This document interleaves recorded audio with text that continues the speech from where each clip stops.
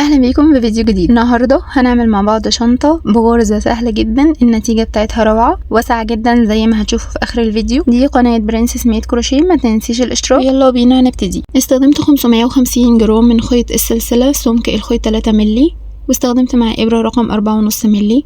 اول حاجه بدات وعملت عقده بدايه واشتغلت 32 سلسله. إذا عايزة تكبري حجم الشنطة بتزودي عدد السلاسل، عايزة تقللي حجم الشنطة هتقللي عدد السلاسل.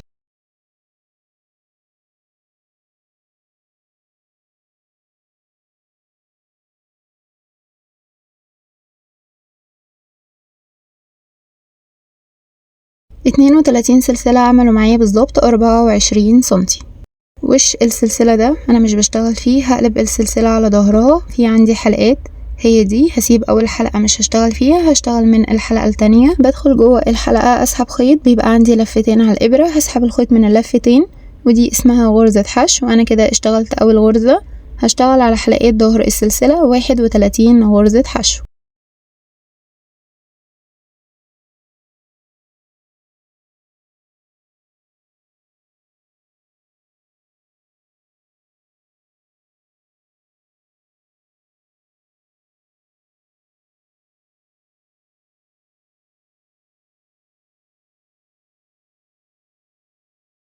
بعد ما خلصنا 31 غرزة حشو هرتفع سلسلة وهبتدي اشتغل السطر التاني.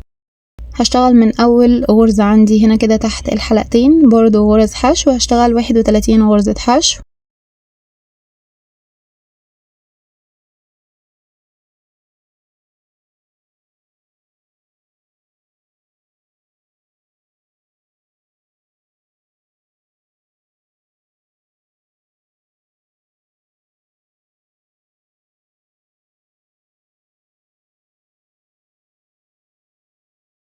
هكمل السطر بتاعي 31 غرزة حشو وارتفع سلسلة، وهرتفع بال31 غرزة دول 8 سطور. 1 2 3 4 5 6 7 8. هرتفع سلسلة وهبتدي اقفل القاعدة بغرز الحشو. انا اشتغلت 8 سطور من غرز الحشو، هروح لاخر كل سطر وهشتغل غرزة الحشو بتاعته. اخر غرزة انا اشتغلت فيها غرزة الحشو هشتغل فيها غرزة الحشو الاولى دي وهحط فيها علامة. هفضل بقى مكملة اخر كل سطر غرزة الحشو بتاعته. انا اشتغلت اول غرزة دي كده 2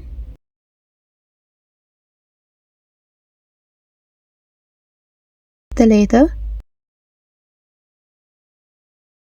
4 5 6 7 8. انا كده اشتغلت على الجنب ده 8 غرزة حشو. اروح للجنب اللي عليه الدور، هشتغل في اول غرزة تحت الحلقتين تزايد ثنائي، يعني هشتغل 2 غرزة حشو في نفس المكان.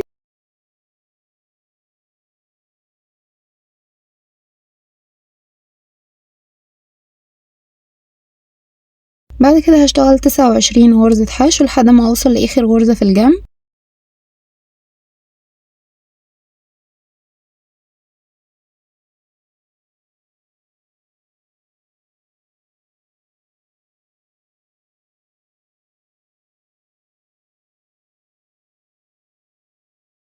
خلصت 29 غرزة حشو ووصلت لاخر غرزة في الجنب، هشتغل برضو فيها تزايد ثنائي، يعني هشتغل فيها 2 غرزة حشو في نفس المكان.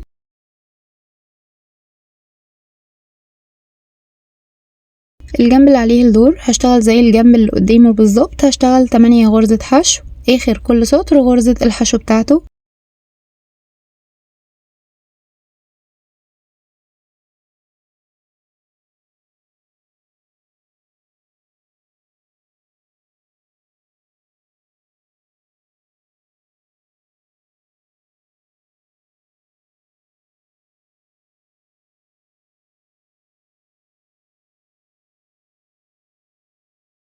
لما بخلص الجنب هروح للجنب اللي عليه الدور.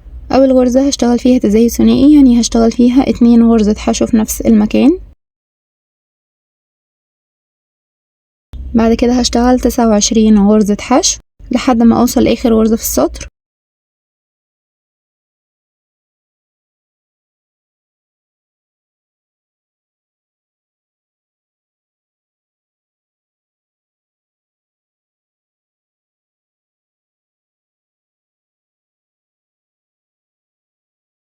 خلصت 29 غرزة حشو ووصلت لاخر غرزة في السطر، هشتغل فيها تزايد ثنائي يعني 2 غرزة حشو في نفس المكان. سلسلة الارتفاع دي مش بشتغل فيها، هروح لأول غرزة أنا حاطة فيها علامة، هنزل كده تحت الحلقتين، أسحب خيط وأسحبها من اللفة اللي على الإبرة، يعني عملت غرزة منزلقة وأنا كده خلصت القاعدة بتاعة الشنطة. مجموع الغرز حوالين القاعدة 82 غرزة. الطول بتاع القاعدة كان 30 سنتي والعرض بتاعها كان 8 سنتي ونص.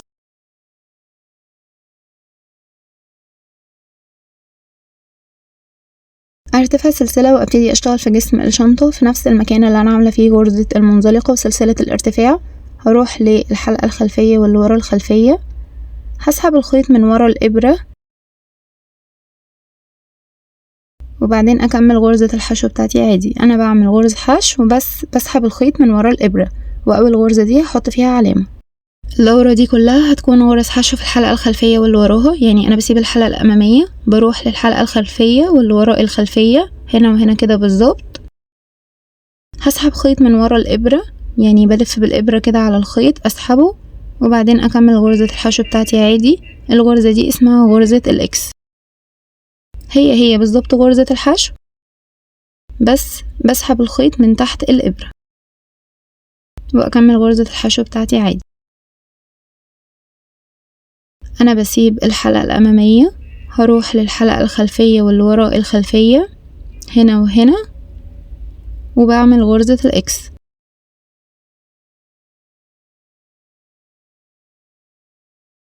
هسحب الخيط من تحت الابرة وهفضل بقى مكملة الدورة دي كلها. الدورة دي بس اللي هشتغلها غرز حشو في الحلقة الخلفية واللي وراها لحد ما اوصل للعلامة.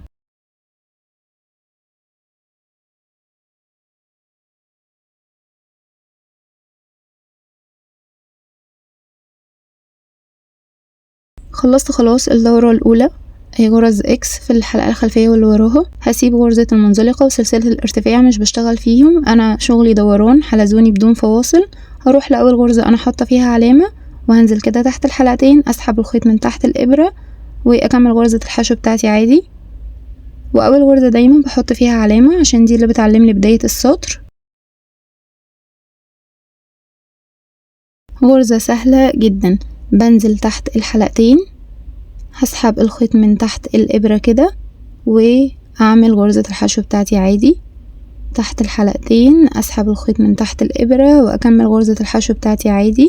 هفضل بقى مكملة الدورة التانية كلها غرز اكس تحت الحلقتين لحد ما اوصل للعلامة.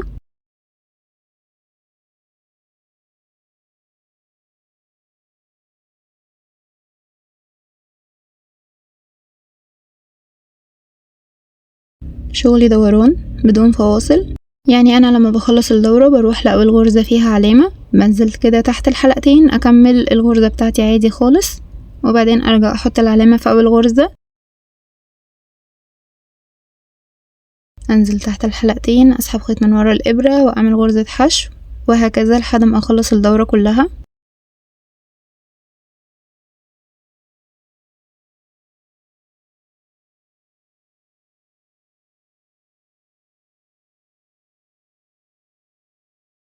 هفضل شغالة غرزة الاكس دوران حلزوني بدون فواصل لحد ما ارتفع عدد سطور.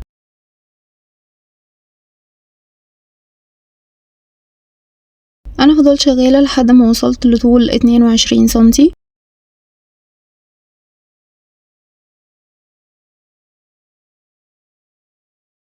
هشتغل بقى اخر دورة عندي في جسم الشنطة، هفك العلامة والدورة دي هتكون غرز منزلقة في الحلقات الخلفية، يعني بدخل في الحلقة الخلفية للغرزة اسحب خيط واسحبه من اللفة اللي على الابرة وارجع احط العلامة في اول غرزة تاني، ادخل في الحلقة الخلفية اسحب خيط واسحبه من اللفة اللي على الابرة وهكذا أفضل شغالة غرز منزلقة في الحلقات الخلفية لحد ما أوصل للعلامة.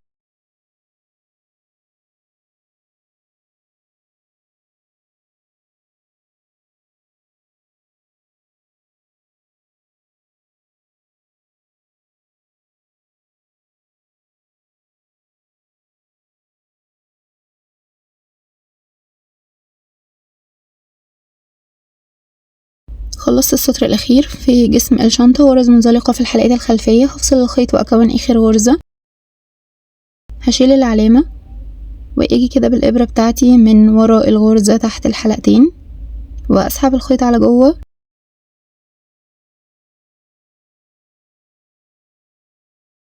وبعدين أرجع تاني للغرزة اللي طالع منها الخيط، أدخل كده جواها وأسحب الخيط على جوه، وأي خيط زيادة بإبرة أصغر أو بإبرة تنظيف بنضفه تحت الغرز.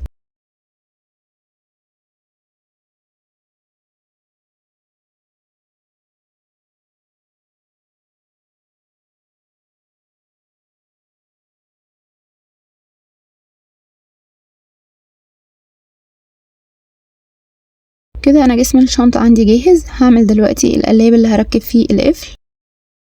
هعمل عقدة بداية وهشتغل 11 سلسلة.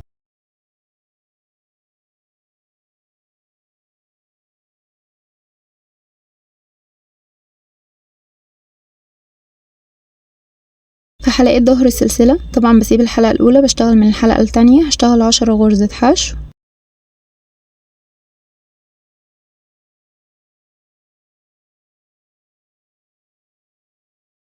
لما بخلص 10 غرزة حشو برتفع سلسلة وهشتغل السطر التاني برضو 10 غرزة حشو تحت الحلقتين. خدت معايا خيط البداية انضفه تحت الغرز، هفضل شغالة السطر التاني 10 غرزة حشو.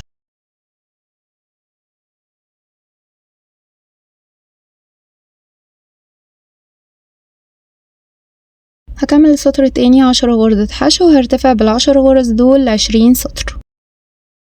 2 4 6 8 10 12 14 16 18 20.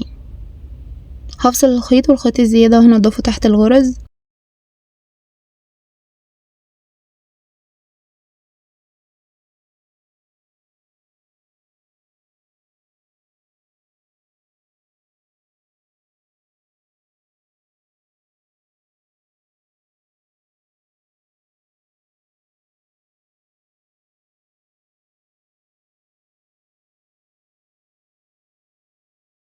هجيب قطعة الكروشيه اللي انا اشتغلتها دي وهحطها في المنتصف كده، وبعدين هبتدي اخيطها هي وجسم الشنطة ببعض بإبرة تنظيف ونفس خيط الشنطة. هبتدي بقى بالغرز كده رايح جاي خياطة عادية.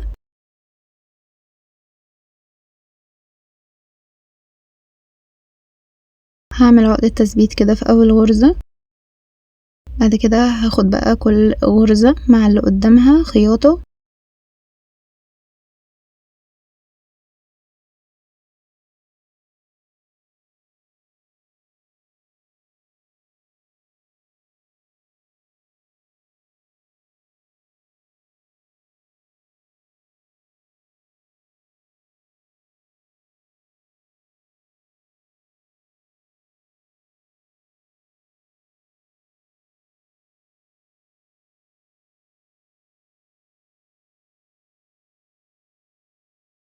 وهرجع بالخياطة تاني اعيد عليها عشان اتأكد انها متثبتة كويس.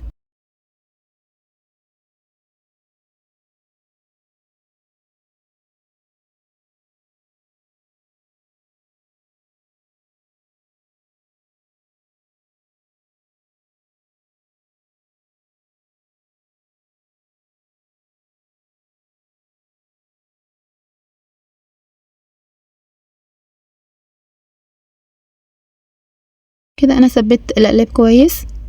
اي بقى خيط زيادة هنضفه تحت الغرز.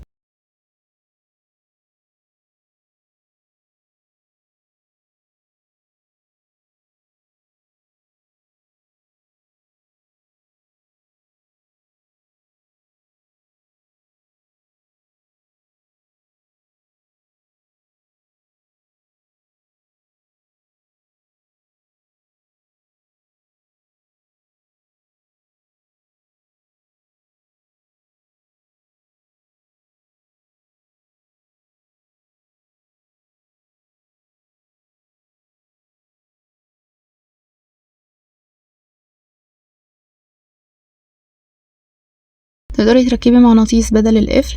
انا بركب القطعة التانية كده وبعدين ببتدي اثبتها جوه جسم الشنطة.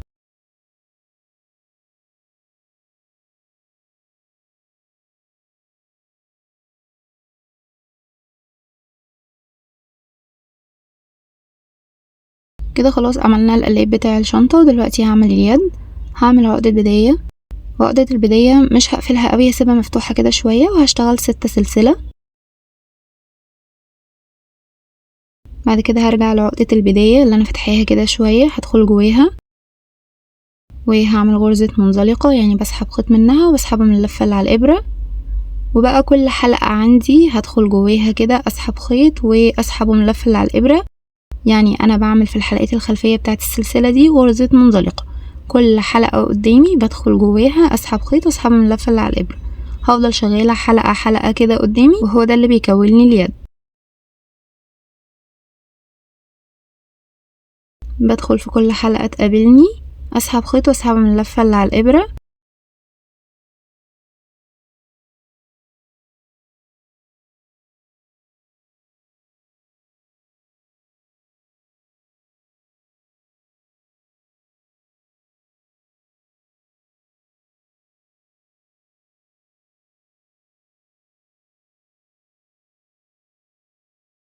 اليد بتبتدي تضم معايا بالشكل ده. هفضل شغالة في كل حلقة تقابلني غرزة منزلقة لحد ما ارتفع لطول اليد اللي انا عايزاه. فضل شغالة لحد ما وصلت اليد لطول 50 سنتي. هفصل بقى الخيط، والخيط الزيادة انضفه جوه اليد.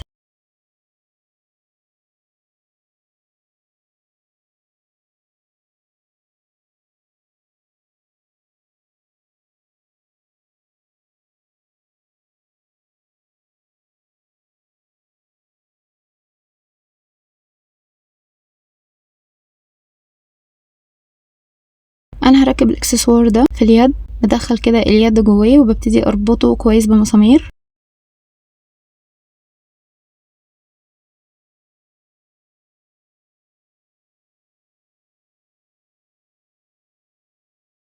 بركب الاكسسوار ده في الناحيتين، وبعدين بعمل يد كمان بنفس الطريقة بالظبط.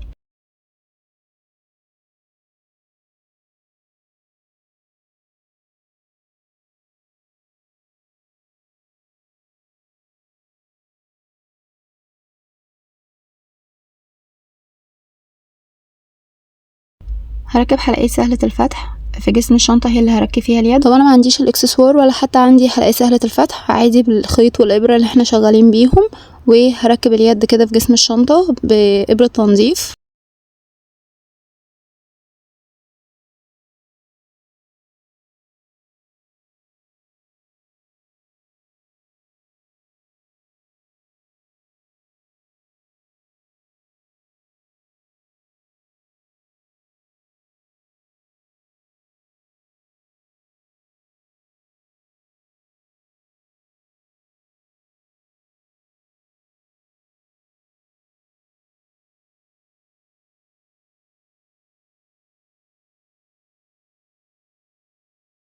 نتيجة الشنطة روعة، حجمها حلو جدا جدا زي ما هتشوفوا دلوقتي.